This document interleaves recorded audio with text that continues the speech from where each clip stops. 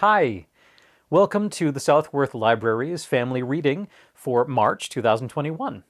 I'm Greg Tremblay, and I'm here to share with you Chapter 1 of this month's book, The Indian in the Cupboard, by Lynn Reid Banks. So it all began with a birthday present Omri didn't want. It would become Omri's secret. Precious, dangerous, wonderful, even magical. So you can follow along with Chapter 1 at home and then move on with your family to read the rest of the book. Let's get started. The Indian and the Cupboard, Chapter 1, Birthday Presents. It was not that Omri didn't appreciate Patrick's birthday present to him. Far from it. He was really very grateful, sort of.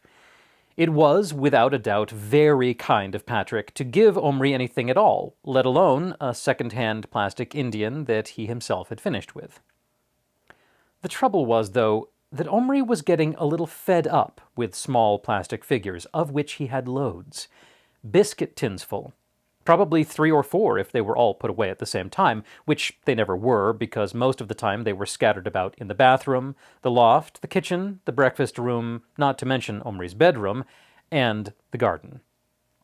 The compost heap was full of soldiers, which, over several autumns, had been raked up with the leaves by Omri's mother, who was rather careless about such things.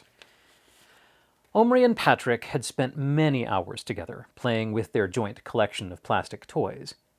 But now they'd had about enough of them, at least for the moment, and that was why, when Patrick brought his present to school on Omri's birthday, Omri was disappointed. He tried not to show it, but he was. "Do you really like him?" asked Patrick as Omri stood silently with the Indian in his hand. "Yes, he's fantastic," said Omri in only a slightly flattish voice. "I haven't got an Indian." "I know." "I haven't got any cowboys either." "Nor have I. That's why I couldn't play anything with him." Omri opened his mouth to say, "I won't be able to either," but thinking that might hurt Patrick's feelings, he said nothing, put the Indian in his pocket, and forgot about it. After school, there was a family tea, and all the excitement of his presents from his parents and his 2 older brothers. He got his dearest wish, a skateboard, complete with kickboard and kryptonic wheels from his mom and dad, and from his eldest brother, Adil, a helmet. Guion, his older brother, hadn't bought him anything because he had no money.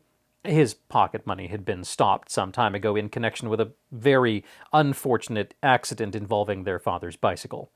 So when Guion's turn came to give Omri a present, Omri was very surprised when a large parcel was put before him, untidily wrapped in brown paper and string. "What is it?" "Have a look. I found it in the alley." The alley was a narrow passage that ran along the bottom of the garden where the trash cans stood. The 3 boys used to play there sometimes, and occasionally found treasures that other, perhaps richer, neighbors had thrown away, so Omri was quite excited as he tore off the paper. Inside was a small white metal cupboard with a mirror in the door, the kind you see over the basin in old-fashioned bathrooms. You might suppose Omri would get another disappointment about this because the cupboard was fairly plain and, except for a shelf, completely empty. But oddly enough, he was very pleased with it. He loved cupboards of any sort because of the fun of keeping things in them. He was not a very tidy boy in general, but he did like arranging things in cupboards and drawers, and then opening them later and finding them just as he'd left them.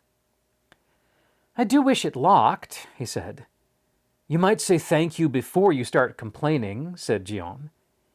"It's got a keyhole," said their mother. "And I've got a whole box full of keys. Why don't you try all the smaller ones and see if any of them fit?"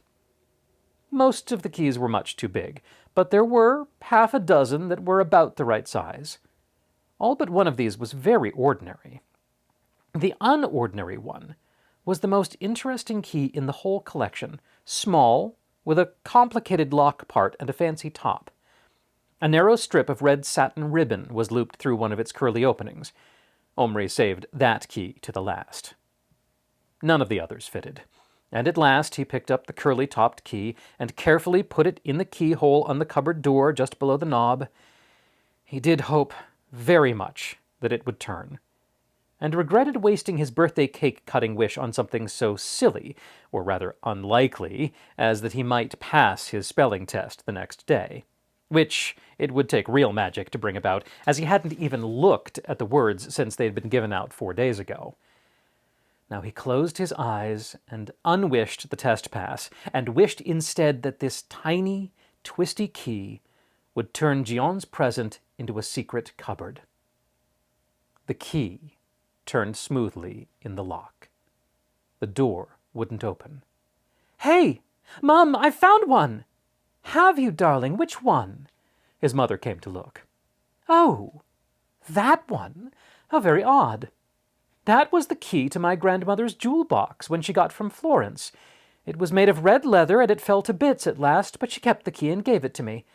She was most terribly poor when she died, poor old sweetie, and kept crying because she had nothing to leave me. So in the end I said I'd rather have this little key than all the jewels in the world. I threaded it on that bit of ribbon, it was much longer then, and hung it around my neck and told her I'd always wear it and remember her. And I did, for a long time. But then the ribbon broke and I nearly lost it." "You could have got a chain for it," said Omri. She looked at him. "You're right," she said. "I should have done just that, but I didn't. And now it's your cupboard key. Please don't lose it, Omri, will you?" Omri put the cupboard on his bedside table, and opening it, looked inside thoughtfully. What would he put in it? "It's supposed to be for medications," said Gian. "You could keep your nose drops in it." "No, that's just wasting it. Besides, I haven't any other medicines." "Why don't you pop this in it?" his mother suggested, and opened her hand. In it was Patrick's Indian. "I found it when I was putting your trousers in the washing machine." Omri carefully stood the Indian on the shelf. "Are you going to shut the door?" asked his mother. "Yes, and lock it." He did this, and then kissed his mother, and she turned the light out, and he lay down on his side looking at the cupboard. He felt very content. Just as he was dropping off to sleep, his eyes snapped open. He thought he heard a little noise, but no, all was quiet. His eyes closed again. In the morning, there was no doubt about it. The noise actually woke him. He lay perfectly still in the dawn light, staring at the cupboard from which was now coming a most extraordinary series of sounds. A pattering, a tapping, a scrabbling, and, surely, a high-pitched noise like, well, almost like a tiny voice. To be truthful, Omri was petrified. Who wouldn't be? Undoubtedly, there was something alive in that cupboard. At last, he put out his hand and touched it. He pulled very carefully. The door was shut tight, but as he pulled, the cupboard moved just slightly. The noise from inside instantly stopped. He lay still for a long time, wondering. Had he imagined it? The noise did not start again. At last he cautiously turned the key and opened the cupboard door. The Indian was gone. Omri sat up sharply in bed and peered into the dark corners. Suddenly he saw him. He wasn't on the shelf anymore. He was in the bottom of the cupboard. And he wasn't standing upright. He was crouching in the darkest corner, half hidden by the front of the cupboard. And he was alive. Omri knew that immediately. To begin with, though the Indian was trying to keep perfectly still as Omri had kept lying in bed a moment ago, he was breathing heavily. His bare bronze shoulders rose and fell and were shiny with sweat. The single feather sticking out of the back of his headband quivered as if the Indian were trembling. And as Omri peered closer and his breath fell on the tiny, huddled figure, he saw it jump to its feet. Its minute hand made a sudden darting movement toward its belt and came to rest clutching the handle of a knife smaller than the shaft of a tack. Neither Omri nor the Indian moved for perhaps a minute and a half. They hardly breathed, either. They just stared at each other. The Indian's eyes were black and fierce and frightened. His lips were drawn back from shining white teeth, so small you could scarcely see them except when they caught the light. He stood, pressed against the inside wall of the cupboard, clutching his knife, rigid with terror, but defiant. The first coherent thought that came into Omri's mind as he began to get over the shock was, "I must call the others," meaning his parents and brothers. But something, he wasn't sure what, stopped him. Maybe he was afraid that if he took his eyes off the Indian for even a moment he would vanish, or become plastic again. And then, when the others came running, they would all laugh and accuse Omri of making things up. And who could blame anyone for not believing this unless they saw it with their own eyes? Another reason Omri didn't call anyone was that if he was not dreaming and the Indian had really come alive, it was certainly the most marvelous thing that had ever happened to Omri in his life, and he wanted to keep it to himself, at least at first. His next thought was that he must somehow get the Indian in his hand. He didn't want to frighten him any further, but he had to touch him. He simply had to. He reached his hand slowly into the cupboard. The Indian gave a fantastic leap into the air. His black hair flew and the fringes on his leggings fluttered. His knife, raised above his head, flashed. He gave a shout, which, even though it was a tiny shout to match his body, was nevertheless loud enough to make Omri jump. But not so much as he jumped when the little knife pierced his finger deeply enough to draw a drop of blood. Omri stuck his finger in his mouth and sucked it, and thought how gigantic he must look to the tiny Indian, and how fantastically brave he had been to stab him. The Indian stood there, his feet in moccasins planted apart on the white painted metal floor, his chest heaving, his knife held ready, and his black eyes quite wild. Omri thought he was magnificent. "I won't hurt you," he said. "I only want to pick you up." The Indian opened his mouth, and a stream of words spoken in that loud, tiny voice came out, not one of which Omri could understand. "Don't you speak English?" asked Omri. All the Indians in films spoke a sort of English. It would be terrible if his Indian couldn't. How could they talk to each other? The Indian lowered his knife a fraction. "I speak," he grunted. Omri breathed deeply in relief. "Oh, good. Listen, I don't know how it happened that you came to life, but it must be something to do with this cupboard. Or perhaps the key. Anyway, here you are, and I think you're great. I don't mind that you stabbed me, only, please, can I pick you up? After all, you are my Indian," he finished in a very reasonable tone. He said this all very quickly, while the Indian stared at him. The knife point went down a little farther, but he didn't answer. "Well, can I say something?" urged Omri impatiently. "I speak slowly," grunted the miniature Indian at last. "Oh," Omri thought, and then said very slowly, "Let me pick you up?" The knife came up again in an instant, and the Indian's knees bent into a crouch. "No." "Oh, please." "You touch, I kill," the Indian growled ferociously. You might have expected Omri to laugh at this absurd threat from a tiny creature scarcely bigger than his middle finger, armed with only a pinpoint. But Omri didn't laugh. He didn't even feel like laughing. This Indian, his Indian, was behaving in every way like a real live Indian brave, and despite the vast difference in their sizes and strengths, Omri respected him and even, odd as it sounds, feared him at that moment. "Oh, okay then, I won't. But there's no need to get angry. I don't want to hurt you." Then, as the Indian looked baffled, he said in what he supposed was Indian English, "Me no hurt you." "You come near, I hurt you," said the Indian swiftly.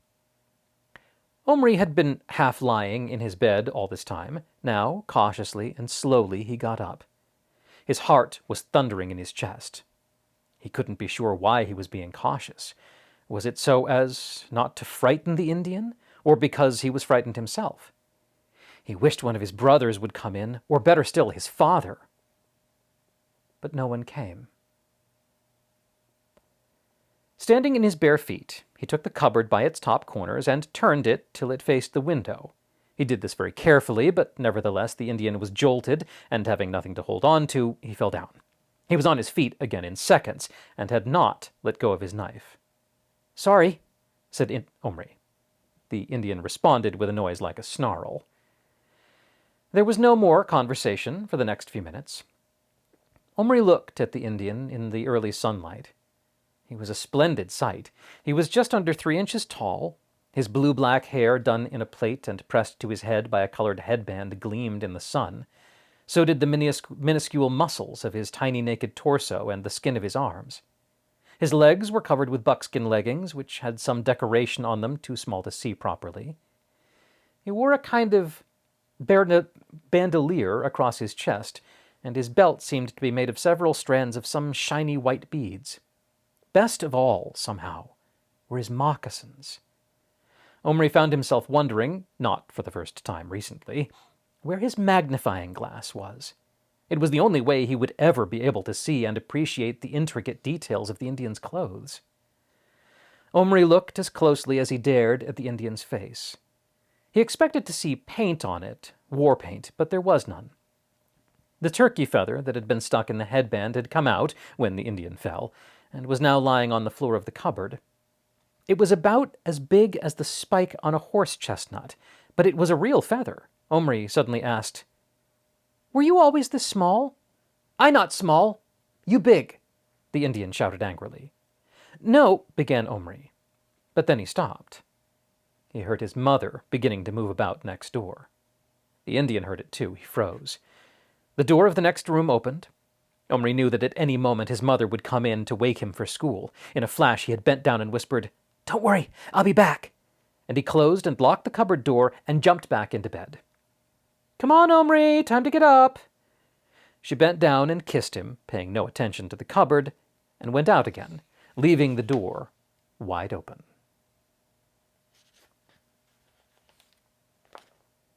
Now, Chapter 2 is for you to read.